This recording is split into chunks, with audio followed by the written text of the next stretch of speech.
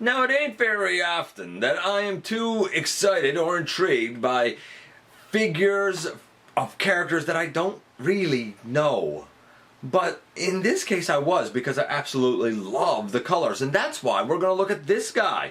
It is the new Siege Impactor, and he is going to be our focus this time around in the latest GotBot True review.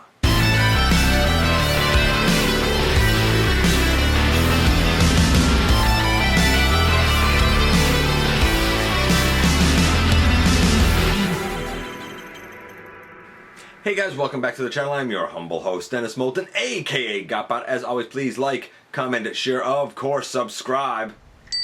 And while you're at it, hit that notification bell, man, because it lets you know when content of all sorts goes up here on the channel.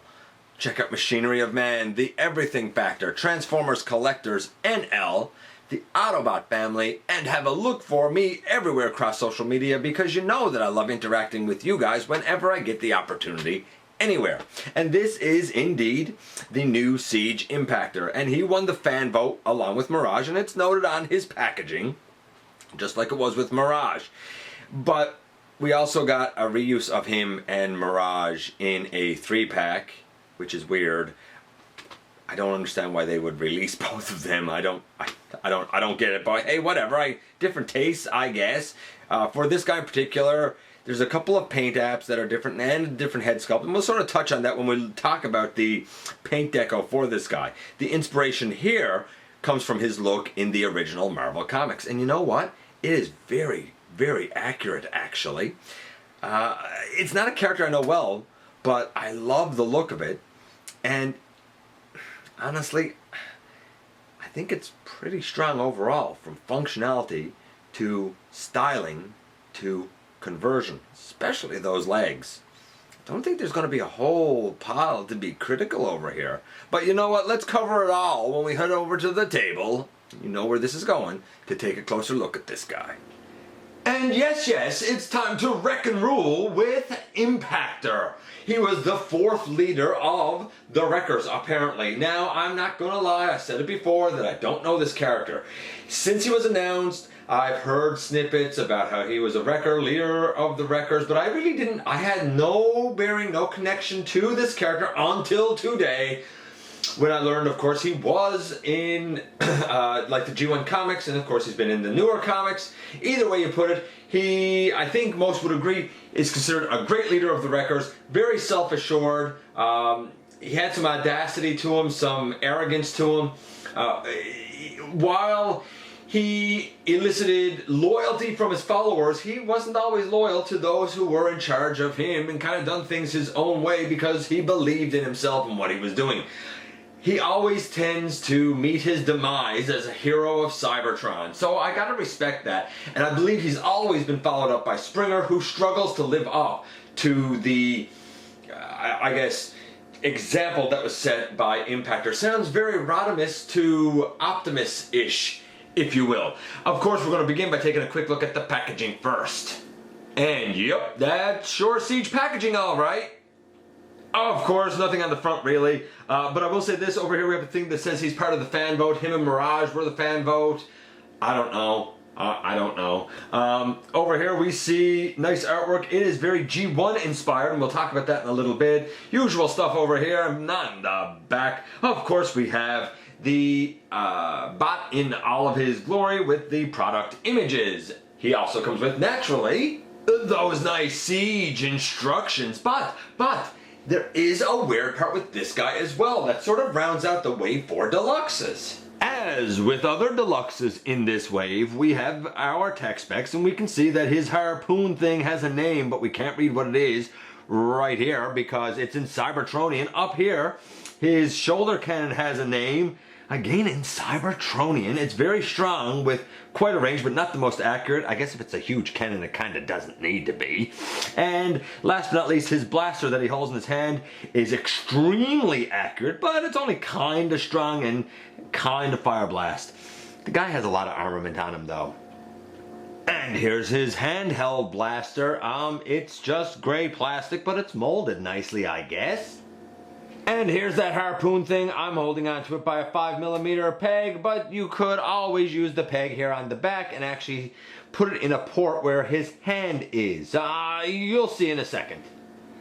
And yes, here we have the revered and legendary leader of the Wreckers, Impactor. And I dig him. Now, a couple of things to know kind of before we get into him and grading him and transformations and all that stuff. We have this blaster over here, it's in his hand. A lot of times I like to put it back here when I don't have it in his hand. So it can store on his back. That being said, there's ports on his forearms, on his shoulders, of course on his back, on the top of this cannon thing, down on the side of his leg. There's a port on like the bottom of his feet. You can arm this guy up as much as you want, and he can accommodate it all, which makes sense because he's often described as like a walking, weapons artillery, like a walking arsenal. So there you go, it makes sense. Then the other thing that I wanted to note right off the bat is the harpoon. The harpoon is in this port that's really on the back of his hand. If we go over to this hand over here, you see that it's a full hand all right, but it can of course fold, and it does it for transformation. And when it folds in, we have a 5mm port here as well. That port can accommodate, well, really anything that has a 5mm peg, but of course it's meant for the harpoon. And if you don't want to put the harpoon there, he can hold it like a regular blaster in his hand, or it can go in up here on top of the shoulder cannon thing. So like there's options, but in both the G1 comics and the more recent comics, he does have his harpoon hand, which brings us to our first score. Depending on how you know Impactor will sort of determine if you think that this is accurate or not. In the G1 comics, this is very accurate. From what I've seen, it looks like in around his elbows might have also been purple in that comic. Besides that, I think that this hits every other color absolutely correctly. I'm going to say, honestly, it's a 10. That being said, if you are more inclined for the newer comics where he has the more gladiatorial type head and he has a couple of little differences, then perhaps the iteration of this guy that's in the 3-pack is more up your alley. In that case, from what I've been able to tell, we have extra, I'm going to say silver underneath. There's some molded in detail, like kind of just under the square pieces on his chest. That's colored silver. There's a like a caution tape type of, not a caution tape, like a, oh, like you see on construction vehicles where you have the like black and yellow, black and yellow, black and yellow, like diagonal lines. I don't know what it's called, but that's on the top of like this chest region. It's kind of out here on his shoulders a little bit, but I think that's accurate. And then down here on the lower legs, on the knees where we have the yellow here, just like the yellow that's down on the shins, we have red up on this top part, though there's still yellow down on the shins. So there's an argument to be made for either, depending on your draw to the character. I had none, so I'm kind of fine with either. I absolutely love the interplay here of this like school bus yellow, the actual kind of like yellow, and the purple. I think it looks glorious, which is why he's getting a 10. Even the battle damage by the treads, like I don't even feel a need to take it off there. It's not obtrusive in any way, shape, or form. It's quite fantastic. What an excellent start. What about the articulation? Well, the articulation is a head that can go left and right. It's very tight. I don't know if the one with the gladiatorial head is as tight, but this one really is. Not much up and down, really. The arms, both of them can go all the way around and out. This whole section here very much reminds me of Combiner Wars Rook. We have a 90-degree at the elbow. We have bicep swivel. The wrist can go in. There's no actual rotation, unfortunately. You already know about the harpoon being over here. I thought at first that there was no waist, but really it's like an, I don't know what you call it, high chest swivel? High waist swivel? I don't know.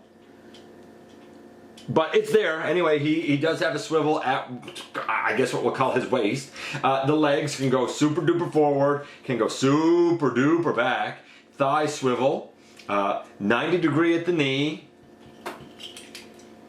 ratcheted out to the sides, and we have a little bit of ankle tilt, certainly enough ankle tilt to give you a nice A stance, and we have some toe tilt down because of transformation. Now, the thing that everybody's been complaining about is right here. The hollow legs. And I find it funny because when Siege started last year with Wave 1 and even Wave 2, everybody said, look, no more hollowness. This is so much better. All they had was a panel to cover it over, and now they're not even doing the panel to cover it over. We're not even, what, a year in yet? And already we're seeing certain cost-cutting things. Does this bother me? No, because guess what? Hollowness never did bother me. It's kind of par for the course. For, you know, it's part of cost-cutting, it's part of transformation sometimes.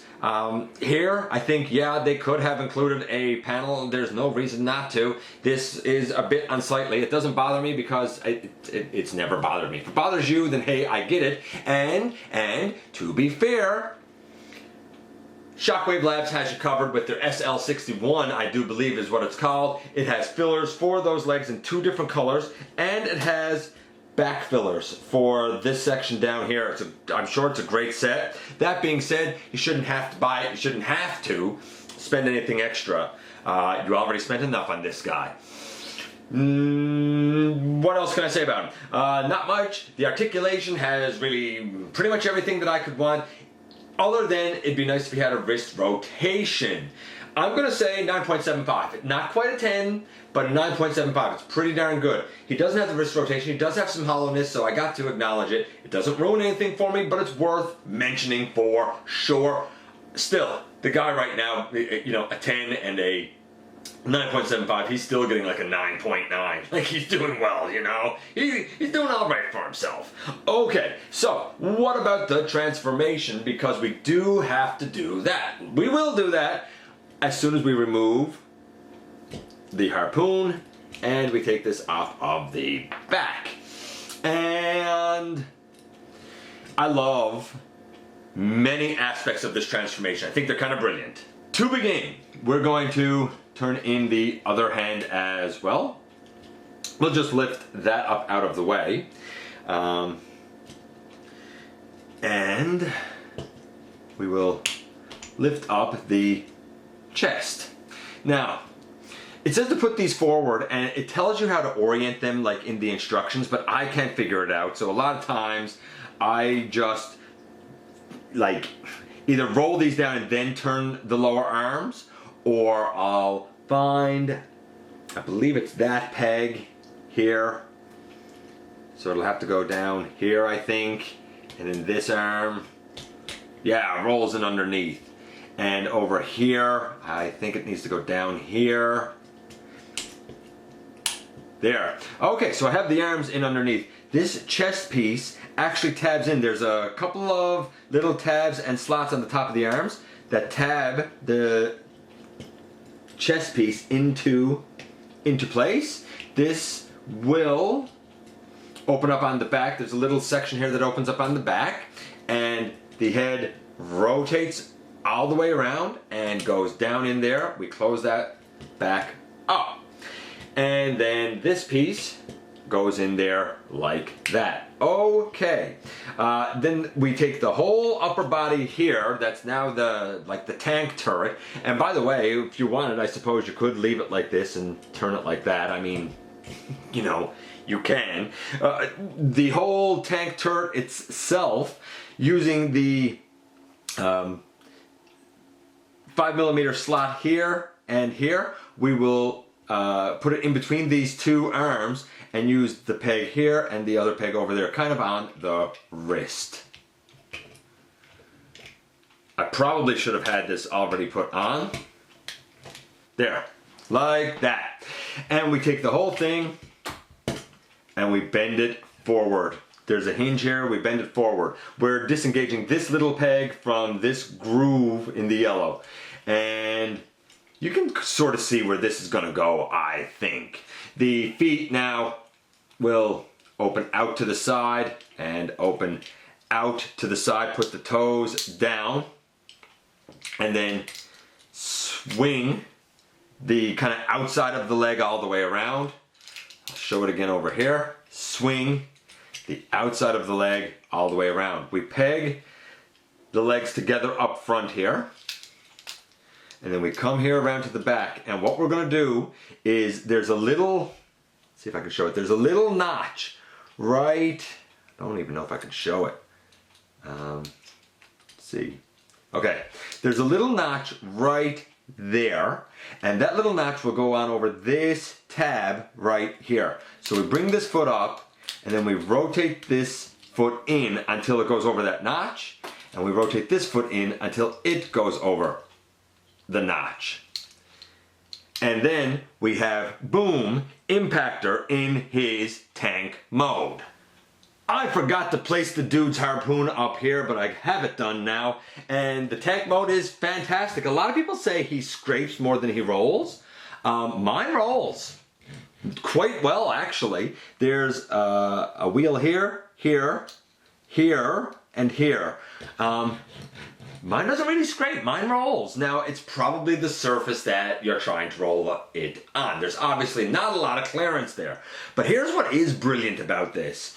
It is a tank where the turret can go all the way around, and even this piece can angle up and down. Very, very versatile. I love it. I love this alt mode. I think that the transformation is pretty much genius. It's different, it's unique, it's not like something we always get, with some neat tricks, especially with the legs and the feet. Honestly, 10. The guy was a 9.9, he's a 10, he's like a 9.99. He's fantastic. And now, normally we would do the guilty or innocent, but I have to say, with this guy clocking in at a whopping 105 grams for a deluxe, and considering how shockingly good he looks fitting in with the wreckers, and at one time or another, in one fiction or another, all of these characters have been wreckers. Granted, this is Hound from the movies, but I use him as Bulkhead, so I'm counting him here as Bulkhead. And a few surprises were in there, like Moonracer was a wrecker. I didn't know that. Sea Spray? Who knew? But he fits in nice. He really does, but his colors are still so eye-popping that he stands out from the crowd. And considering that he made me actually invested in a character that I didn't even know about before like the last few months, I don't need to go to the quintessence judges. I can already tell you that he may very well be the most innocent of any figure in the Siege line. A 9.9 and the most innocent, this guy is fantastic and an absolute win, even with the hollow legs, which we know now can be remedied. And here we are once again, and here is Impactor once again. And being a G1 guy, like, I think that I like this version, although his pouty face has a weird looking mouth on it. I do like the head sculpt from the 3-pack, so I don't know. I could see an argument for having one or the other. I suppose you could have both if you really wanted, but I don't know if there's really a need to have both. I know one is Autobot, one is Decepticon. I assume the one that's Decepticon is actually infiltrating the Decepticons. Maybe I'm wrong. What do I know? I find it very strange that his Autobot insignia is purple. I guess it's supposed to be like an outline and it's his purple body coming through. But it looks more like shattered glass. Shattered glass Impactor, maybe. He fits in very well with the rest of his wrecker team. And I kind of like the size, I like the styling. It looks like they belong together. And the argument could be made that perhaps the kind of framework for all of Siege being so weaponized up was laid with earlier figures, especially someone like Roadbuster. I don't know if there's any truth behind that, but hey, you know what? I will take a strong set of wreckers any day. And I'm very kind of glad to add Impactor to the lot, even though before recently I had no idea who this guy was. I guess it just shows that there's always room to learn something new about the franchise that we all know and love. Let me know what you think about the mold here for Impactor. Does it work for you, even with his hollow legs? Or would you like to see other improvements that I haven't mentioned? You know, I love to hear from you guys. As always, thanks for dropping by. Give me some of your extremely valuable time. If you're in a position to help the channel to grow, there is a donate link down in the description. Don't forget that somehow, some way, each and every day, you do make a difference. And I look forward to the next time that you and I get together, either in the live streams, at the stop motion premieres, or right here the old fashioned way to have another visit inside the videos.